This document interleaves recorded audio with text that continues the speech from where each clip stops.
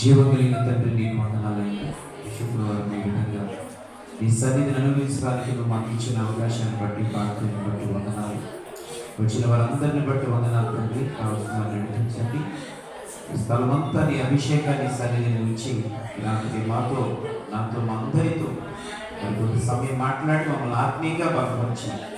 బలహీనమైన వాళ్ళందరినీ ఆరోగ్యవంతులుగా చేసి ఈ సన్నిధి ఉంచుమని యేసు నామములో ఈ ప్రార్థన వేడుచున్నాం తండ్రి. ఆమేన్. మీ అందరికీ హృదయపూర్వక వందనాలు.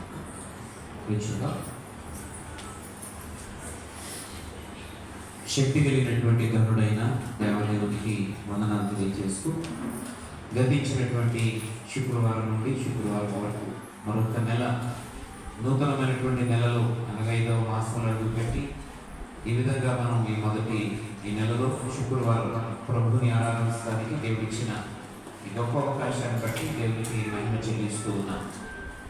పిల్లల పరిశుద్ధమైనటువంటి దేవుని వాక్యంలో నుండి ఈ సమయం దేవుని మాటలను చూద్దాం. ఎఫెసీయులకు రాసిన పత్రిక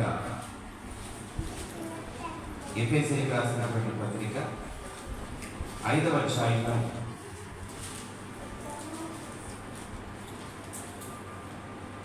15వ వచనం నుండి 16వ వచనం వరకు చదువు.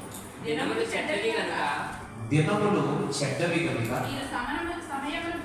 మీరు సమయమును పోనీయక సద్వినియోగము చేసుకొనుచు అజ్ఞానుల వలె కాక జ్ఞానుల వలె నడుచుకున్నట్లు జాగ్రత్తగా చూచుకొనుడి. దేవుని స్తోత్రం. ప్రియమైనటువంటి మిత్రులారా, అపొస్తలుడైన పౌలు ఎఫెసీ సంఘానికి ఉత్తరాన్ని రాస్తూ ఓ సంఘమా అని పిలిచి అని అంటున్నాడు, దినములు చెడ్డవి. అంటే దీని యొక్క అర్థం దినములు చెడ్డవి అంటే, లేదా రోజులు మంచివి కావు అంటే సోమవారం మంచిదని, మంగళవారం మంచిది కాదని, బుధవారం మంచిదని, శుక్రవారం మంచిది కాదని, ఆదివారం మంచిదని ఇలా ఏమని అంటారా? అంటే దీని అర్థం అదా? దినములు చెడ్డవి అని అంటే మంచి రోజులు చెడ్డ రోజులు అని ఉన్నాయన్నా? దాని అర్థం అది కాదు. దినములు, రోజులు, గంటలు, గడియలు ప్రారంభ దినాలలో ఎలా ఉన్నాయో ఇప్పుడు కూడా అలాగే ఉన్నాయి.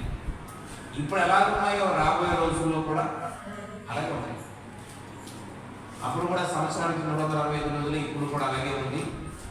అప్పుడు సంవత్సరానికి 12 మాసాలే, ఇప్పుడు కూడా 12 మాసాలే ఉంది. ప్రియమైన మిత్రులారా, వారానికి 7 రోజులు 8 రోజులు మునుపట్లాగే ఉంది. రోజుకు వచ్చి 24 గంటలు అప్పుడులాగే ఇప్పుడు కూడా కొనసాగుతూ ఉంది. అంటే ఇందులో ఏమి మార్పు? మరి ఏంటి దినములు చెడ్డవి అని అంటే, మనందరం తెలుసు, ప్రారంభ రోజుల్లో ఉండేటువంటి ఆ ప్రేమానురాగాలు ఇప్పుడు తగ్గిపోయింది. అప్పుడు ఉండే గౌరవ మర్యాదలు ఇప్పుడు తగ్గిపోయింది.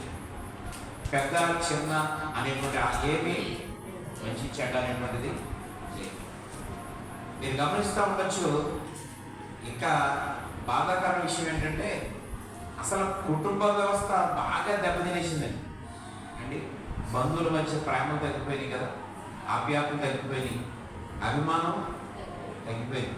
ఇంతకుముందు ఎవరైనా మన వాళ్ళు వస్తున్నారంటే అగ్గకలు అయిపోయి ఏమండి ఎదురుకుంటే వెళ్ళి చేయించుకొని నీరిచ్చి వాళ్ళ దగ్గరికి వెళ్ళి సంచి తీసుకొని, అవునా, నేను జ్ఞాపకం అయిన కదా సంచి అందుకొని అందులో ఒక్క అరటి పండు పెడుంటే చాలు పండగ.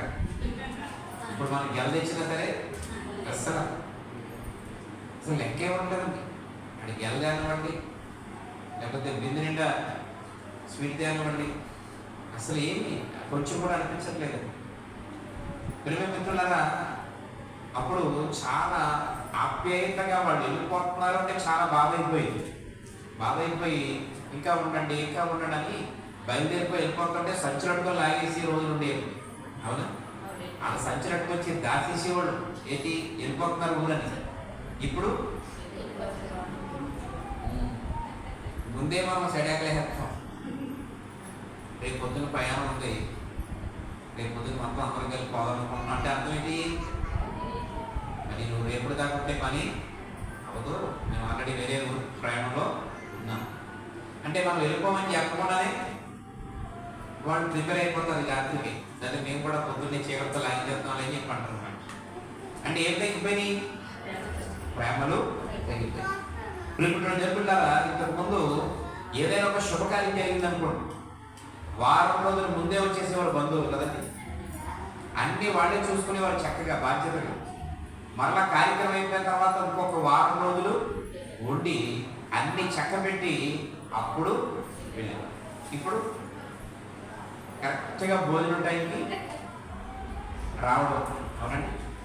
ఇంకా చెయ్యి కూడా ఆడకుండానే మరి ఇళ్లతోనే అని చెప్పి ఏం చేస్తున్నారు,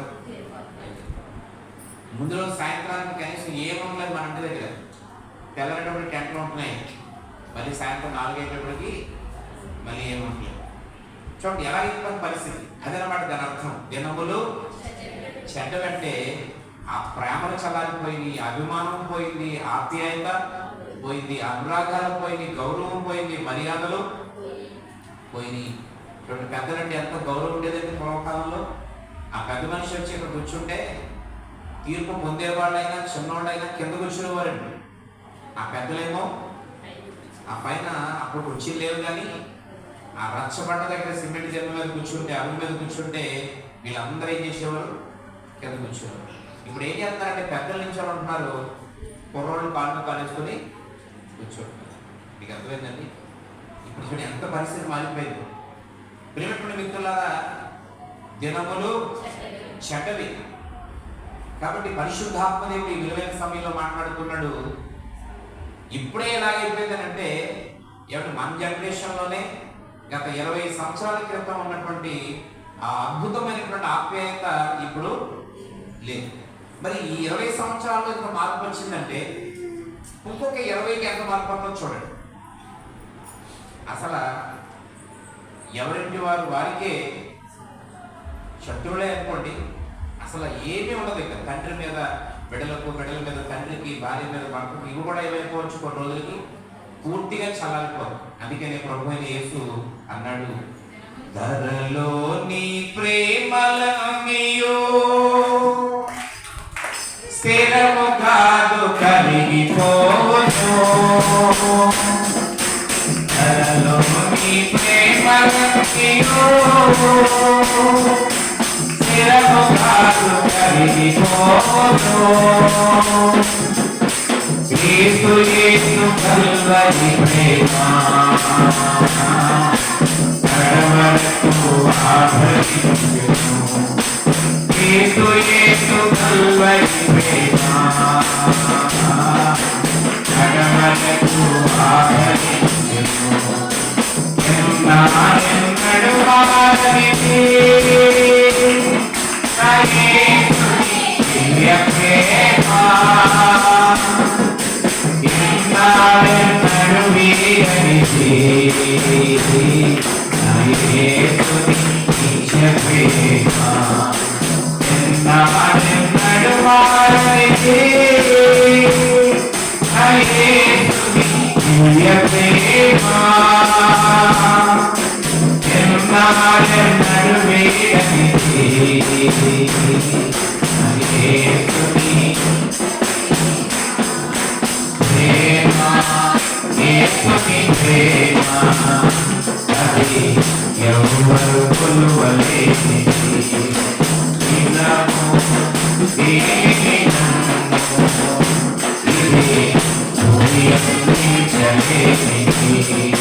నిజము ఇది ఊహించలేనిది.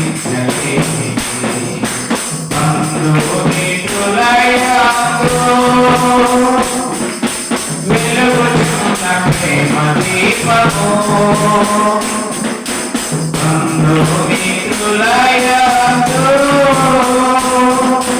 వెలుగుచున్న ప్రేమ దీపము ఉన్నంతకాలమే వెలుగు నీతి ఆరిపోవును. ఉన్నంతకాలమే వెలుగు నీతి ఆరిపోవును. ఎన్నడు మారని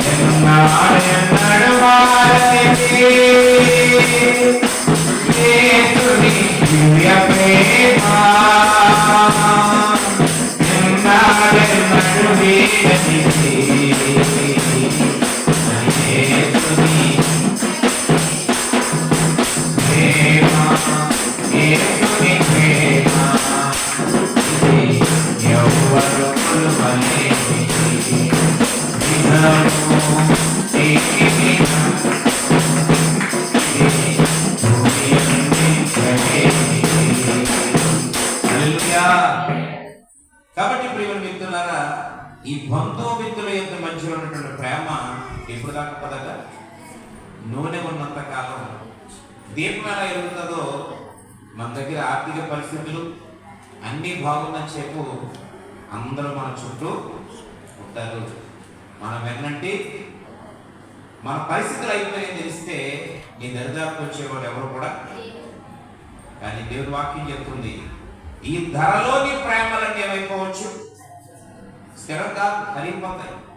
కానీ క్రీస్తు యేసు కల్వరి ప్రేమ కడ వరకు, అంటే దేవుని యొక్క రాకడ వరకు, మనందరి యొక్క పోకడ వరకు ఆయన ప్రేమ నిలిచి ఉంటుంది. కారణం ఏంటంటే వీళ్ళందరూ ఏదో ఆశించి చూసి మనల్ని అభిమానించారు, ప్రేమించారు.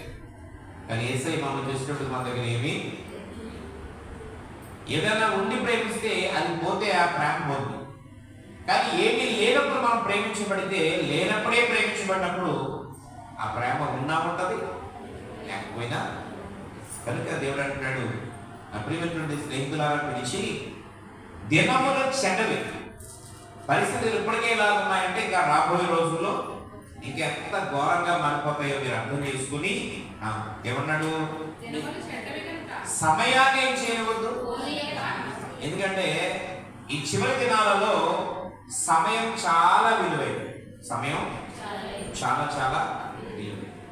సమయమును పోనీయక సద్వినియోగమైంది అనక చేసుకోవాలి. ప్రతి నిమిషం, ప్రతి సెకండ్ కూడా మనకు చాలా చాలా విలువైంది. ఆమేన్. పిల్లటువంటి దేవుని బిడ్డలారా, మనం కొన్నిసార్లు అనుకుంటాం, చేయొచ్చులే, మనదే కదా, మనమే కదా, మనోడే కదా అనుకోండి. ఏమంటే సమయం దగ్గర మనోళ్ళు, మనకు తెలిసిన వాళ్ళు చేయొచ్చులే అనేటువంటిది ఎంత గొప్పవాడికైనా, ఎంత సామాన్యుడికైనా సమయం విలువ, సమయం విలువే. దేవునికి స్తోత్రం. హల్లెలూయా. రేపు నీది కాదు, గడిచిపోయిన సమయం మళ్ళీ తిరిగి అర్థమైందండి. రేపు నీది కాదు, గడిచిపోయిన సమయం తిరిగి మళ్ళీ రాదు. ఆమేన్. కనుక దయచేసి ఈ విషయాన్ని గమనించాలని కోరుతున్నాను. సమయం అనేటువంటిది చాలా చాలా విలువైనటువంటి సమయం. ఈరోజు నేను ఒక 4 రోజుల క్రితం అత్యవసర పరిస్థితిలో ఒకే రోజు చాలా పీకుల మీదకి సమస్య వచ్చేస్తే ఒక్కరోజు అడ్జస్ట్మెంట్కి ఎక్కడ ఇప్పించమంటే ఒక ఆయనకి నేను 80,000 ఇప్పించాను ఒక్కరోజుకే. అయ్యా ఇప్పుడు మనకి అవసరం, మీకు 3 గంటలకల్లా అరేంజ్ చేద్దాం, కానీ సాయంత్రం దాకా టైం చెప్పండి అని అంటే, వెంటనే నేను ఇంకొక ఆయనకి నా మాట అంటే కొట్టేయకుండా ఇచ్చే ఆయనకి అయితే ఎలాగన్నాను, సార్ ఈవినింగ్ 5 కల్లా ఈ అమౌంట్ అడ్జస్ట్ అయిపోతే ఒక 80,000 ఇవ్వండి అంటే ట్రాక్టర్ తెచ్చి ఇచ్చేసాడు. ఈయన అవసరం ఇచ్చేసుకున్నాడు, వాడేసుకున్నాడు. ఆ రోజు ఆయన ఇవ్వలేదు, మర్నాడు ఇవ్వలేదు, 3వ రోజు ఇవ్వలేదు. మాట్లాడుతూ ఉంటే ఏవేవో మాట్లాడుతున్నాడు. ఇక అవతల ఆయన దగ్గర నా పరిస్థితి బాగోదని ఈరోజు నా చేతుకున్న ఉంగరం, నా మెడలో ఉన్న చైన్ బ్యాంక్ వెళ్ళి తాకట్టు పెట్టేశాను. కరెక్ట్గా 72,000 వచ్చింది. ఆ 72,000 తాకట్టు పెట్టి దగ్గరుండి ప్రాసెస్ చేయించుకున్నాను. సార్ కొంచెం అర్జెంట్ అమౌంట్ మనం 3 గంటలకల్లా ఇచ్చేయాలి. యాక్చువల్గా మీ అందరికీ తెలుసు, గోల్డ్ మనం వచ్చేస్తే ఎప్పటికో సాయంత్రానికి అకౌంట్లో వేస్తారు, మన్నాడు వచ్చి తీసుకోవాలి. కాబట్టి అలా కాకుండా బ్యాంక్ టైంకే ఆ అమౌంట్ మరి కొంచెం తీసుకోవాలని చెప్పి రిక్వెస్ట్ చేసి ఇవాళ కనీసం రాత్రికి ఆల్రెడీ ఉన్న మధ్యాహ్నం నిద్రపోకుండా బ్యాంక్ దగ్గర ఉండే ప్రాసెస్ చేయించుకున్నాను. మేనేజర్ గారు లేరు, ఈయన గోల్డ్ ఓపెన్ చేశారు, ఆయన వెరిఫికేషన్ చేయాలి. ఆయన గొడ్లో వాళ్ళు నిరసన రూమ్లో పడుకున్నాడు. ఆయన్ని బాగా ఇబ్బంది పెట్టేసి బాగోపోయిన ఆయన రప్పించి బ్యాంక్ దగ్గరుండి వెరిఫికేషన్ చేయించి అంతా చేసిన తర్వాత జరిగిన విషయం ఏంటంటే క్యాషియర్కి మాత్రం ఒక మాట చెప్పలేదు. ఏంటంటే దగ్గరుండి చేయించుకున్నాను, ఇప్పుడు పేమెంట్ నాకు కావాలా మాట చెప్పకుండా అసిస్టెంట్ మేనేజర్కి అందరికీ తెలుసు నాకు అర్జెంట్ అమౌంట్ దగ్గరుండి చేయించుకున్నాను. క్యాషియర్ ఒక్కరికి కాదు. నీకులాగా 5,000 ఫోన్ వచ్చింది, అయ్యగారు మీటింగ్కి గంట సేపు నుంచి వచ్చి ఉన్నామండి, ఒక 2 నిమిషాలు లేదంటే గోల్డ్ పని అయిపోతుంది అయిపోయి అలా కదా అయ్యారు అంటే సరే గబగబా వచ్చేద్దాం కదని చెప్పి ఇంటికి వచ్చి ఆ వైద్యం చేసిన తర్వాత వాళ్ళు ఏదో స్టోరీ మొదలెట్టారు. వినకపోతే ఒక బాబు, లేచిపోతే ఒక బాబు.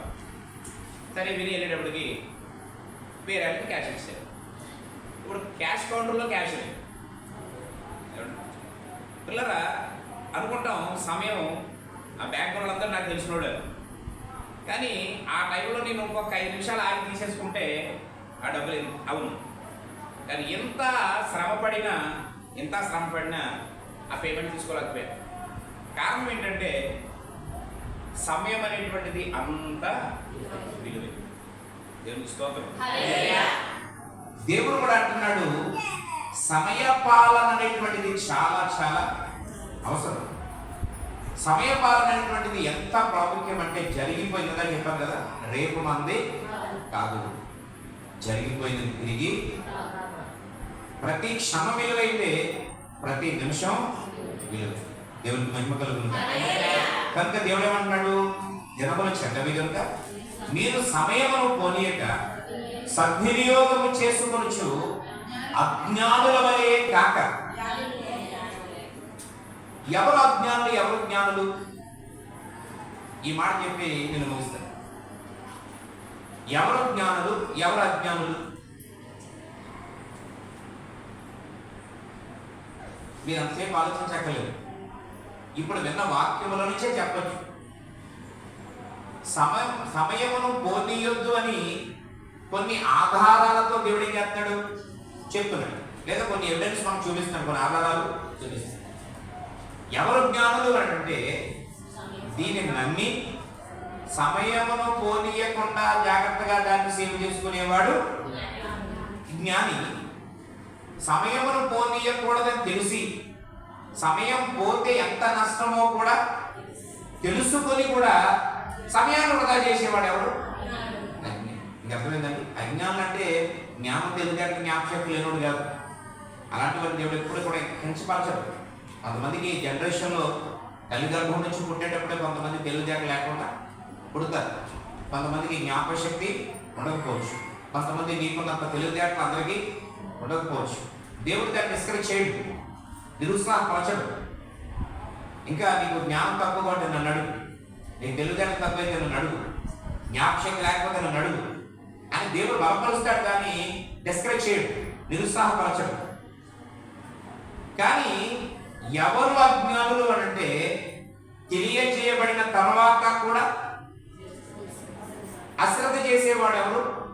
అజ్ఞాని. ఏమండి? విషయాన్ని తెలుసుకొని దాన్ని సద్వినియోగం చేసుకునేవాడు జ్ఞానం. దేవుని నమ్మగలుగుతాడు. మీరందరూ నన్ను గమనిస్తూ ఉంటారు.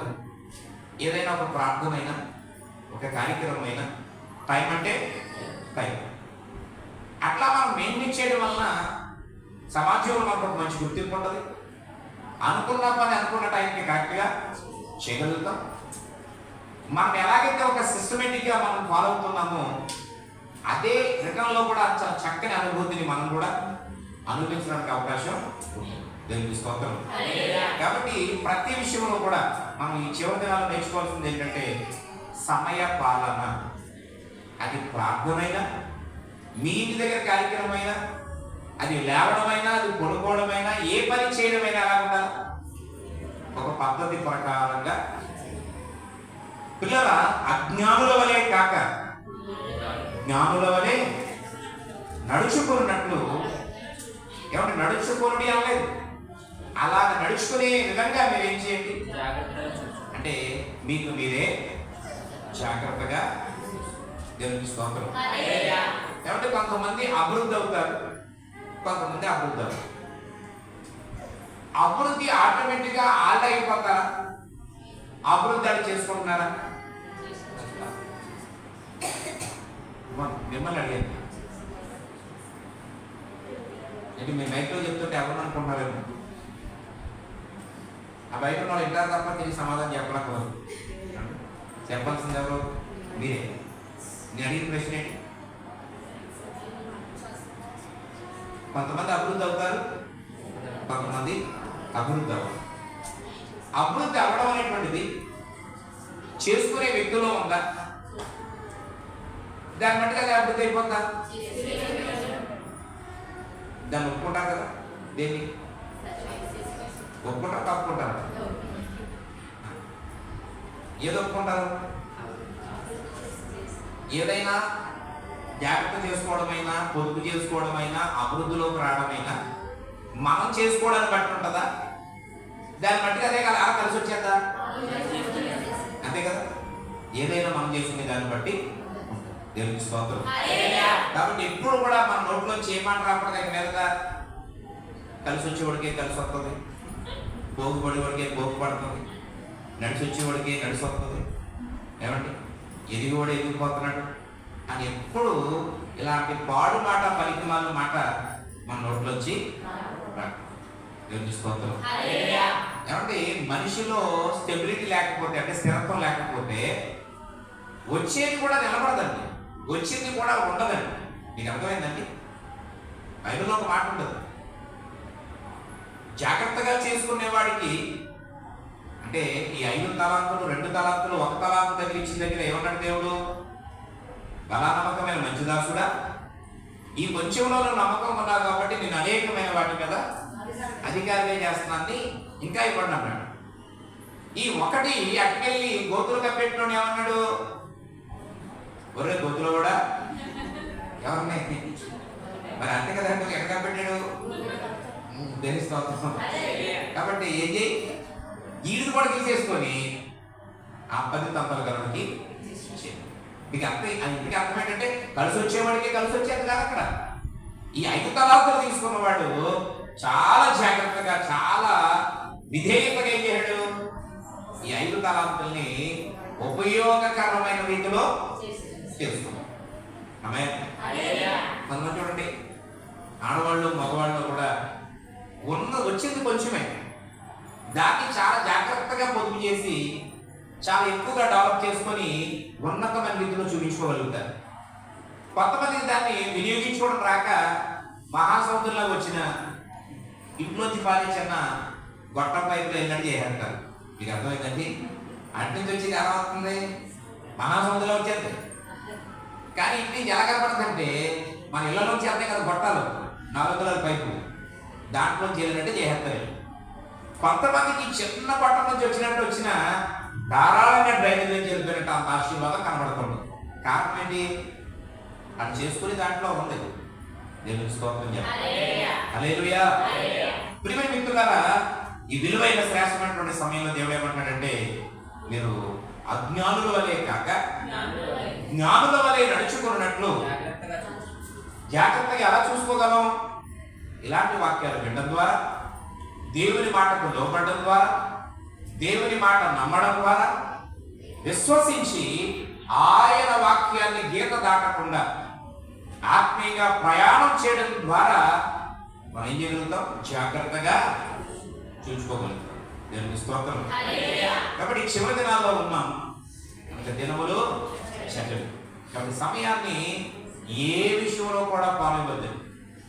అంటే దీని భావం, కష్టపడేవాడు సమయాన్ని వృధా చేయడం. నిజంగా నీకు ఆరోగ్యం బాగోకపోతేనే రెస్ట్ తీసుకో. ఈరోజు ఇంట్లో ఆరోగ్యం సరిగా ఉండి కూడా నువ్వు ఎక్కడికి వెళ్ళకుండా ఖాళీగా మాత్రం ఏం చేయొద్దు, టైం పాస్ చేయొద్దండి.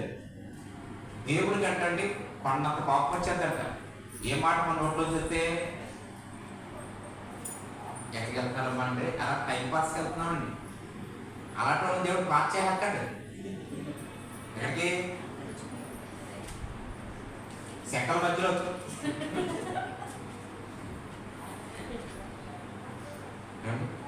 కాబట్టి ఎప్పుడు కూడా పొరపాటున ఏం మాట్లాడద్దు, టైం పాస్ చేయకూడదు. క్రైస్తవుడనే కాదండి, సమయం విలువ తెలిసిన ప్రతి వారు కూడా, సమయం విలువ తెలుసుకున్నాము ప్రతి ఒక్కరు కూడా ఏం చేయకూడదు, ఎప్పుడు కూడా టైంని పాస్ చేయడానికి నువ్వెవరు నేనెవరు, టైం పాస్ చేయకూడదు. సమయాన్ని ఏం చేయాలంట, అది దేవునికి స్తోత్రం. సమయాన్ని సద్వినియోగం చేసుకో. ప్రభుకి మహిమ కలుగునుగా. ఈ విలువైన శ్రేష్టమైనటువంటి సమయంలో దేవుని మాటలు వింటున్న ప్రియ స్నేహితులారా, అపోస్తలుడైన పౌలు ఎఫెసీ సంఘాన్ని బలపరుస్తూ, ఆత్మీయంగా బలపరుస్తూ అంటున్నాడు, నా ప్రియమైనటువంటి బిడ్డలారా, దయచేసి సమయాన్ని ఏం చేయొద్దు, వృధా చేయకండి. సమయాన్ని జాగ్రత్తగా సద్వినియోగం చేసుకోండి. మీరు అన్ని సంవత్సరాలు దేవుని నమ్ముకొని ఇన్ని వాక్యములు ఎరిగినటువంటి వారు కనుక దయచేసి మీరు ఏం కాకూడదు, అజ్ఞానులు. కాబట్టి తెలియని వాడు అజ్ఞానం అంటే దానికి ఏదైనా కారణాలు ఉండొచ్చు, ఒప్పుకోవడానికి అవకాశం కూడా. ఇన్ని సంవత్సరాలు బోధించబడుతున్న మనం ఇంకేం కాకూడదు, ఇంకా అజ్ఞానుల వలె నడవక జ్ఞానుల వలె నడుచుకున్నట్లు ఎవరి మట్టుకు వారే ఏం చేయండి, జాగ్రత్తగా చూసుకోండి. గట్టిగా స్తోత్రం చేయండి. హల్లెలూయా. విలువైన శ్రేష్టమైనటువంటి సమయంలో దేవుని మాటలు వింటున్న ప్రియ స్నేహితులారా, ఈ మాటలు హృదయాలు భద్రపరుచుకొని వాక్యానుసారంగా జీవిస్తూ ఈరోజు మనం జ్ఞానుల వలె నడుచుకోవడానికి ప్రయత్నం చేద్దాం. దేవుని మాటలు దీవించి ఆశీర్వదించును గాక. అందరూ కూడా ప్రార్థన చేసుకుందాం. ఇంకా కొంతమందికి వినాలని ఆసక్తి ఉన్నట్టుగా మొక్కలు కనబడుతున్నాయి. అయితే నా కారు అయిపోయింది. నిజమేనండి. ఎలా వరకు పోదాం, 12 గంటల వరకు వాక్యం విందాం. ప్రభు వల్ల ఆరాధనలో పాల్గొని మళ్ళీ క్షేమంగా ఇంటికి వచ్చారు. ఆశగల ప్రాణాన్ని దేవుడు ఏం చేస్తాడు, దేవునికి స్తోత్రం. కొంతమంది మొక్కలు ఎలా ఉన్నాయంటే, అయ్యా ఆసక్తి దాని మీద లేదు, అలా సర్కస్ మీద మీరు అలా పోగానే ఇలా మొక్కమయ్యా మేము ఆ మాత్రం అర్థం చేసుకోలేనంత ఎర్రోడిని కాదు. ఎందుకంటే మినిమం ఆ జ్ఞానం కూడా లేకపోతే ఇలాంటి పెద్ద పెద్ద ఊర్లో మన సేవ చేయగలమా? సంతోషం. ప్రార్థన చేసుకుందాం.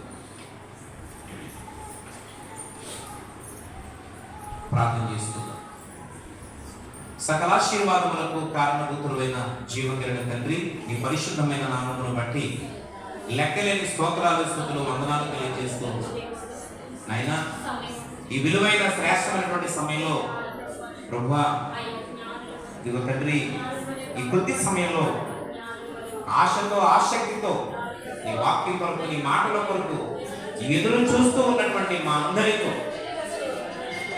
ప్రభు అద్భుతమైనటువంటి వాక్యం ద్వారా మాట్లాడి మమ్మల్ని బలపరిచినందుకు వందనాలు తండ్రి. దినములు చెడ్డవి, పరిస్థితుల్లో అనుకూలంగా లేని రోజులు ఇవి. కాబట్టి మీరు దినములను సద్వినియోగం చేసుకుని, సమయాన్ని సద్వినియోగం చేసుకుని, అజ్ఞానుల వలె కాక జ్ఞానుల వలె నడుచుకున్నట్టు మీరు జాగ్రత్తగా చూసుకుని చెప్పు. ఆయన ఇంతవరకు ప్రభువా ఇన్ని అద్భుతమైన మాటలు విని కూడా మా విలువైన జీవితాన్ని చాలా వయసు, చాలా సంవత్సరాలు వృధా చేసేసుకొని చాలా ఇబ్బందులు ఎదుర్కొంటున్న పరిస్థితి. ఈ రాత్రి నిజంగా మమ్మల్ని ప్రేమిస్తూ ఒక అద్భుతమైనటువంటి విషయాలను తెలియచేసి మమ్మల్ని బలపరిచినందుకు వందనాలు.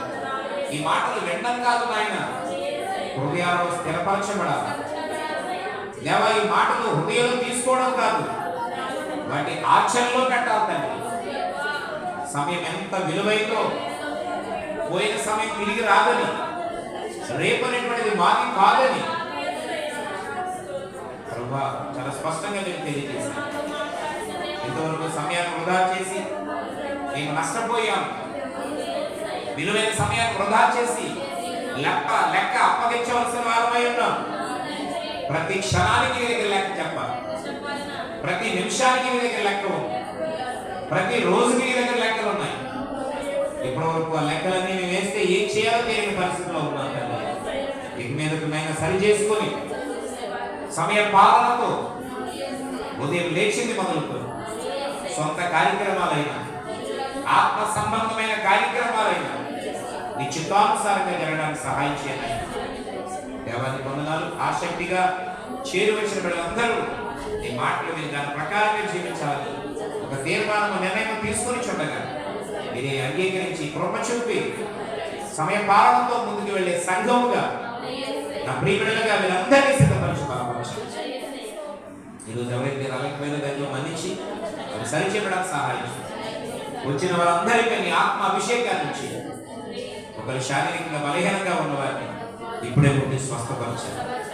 యేసు నామములో సంపూర్ణమైన ఆరోగ్యం తెచ్చి కృప చూపు దేవా సహాయం చేయమని ప్రార్థన చేస్తుంది.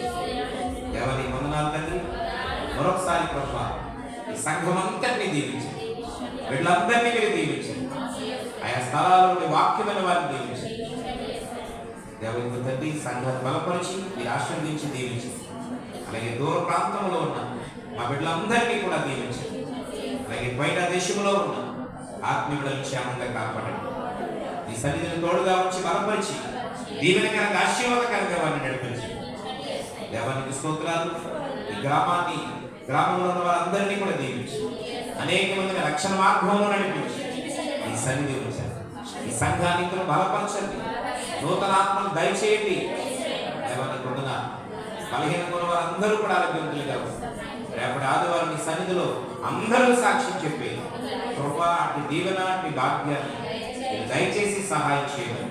మరోసారి దాసులుగా నన్ను కుటుంబాన్ని పరిచర్యలు ఈరోజు జరుగుతున్న మిగతా ప్రార్థనలలో వారం పరిచర్యలు తోడుగా ఉండి బలపరిచి నడిపించి సహాయం చేయాలి.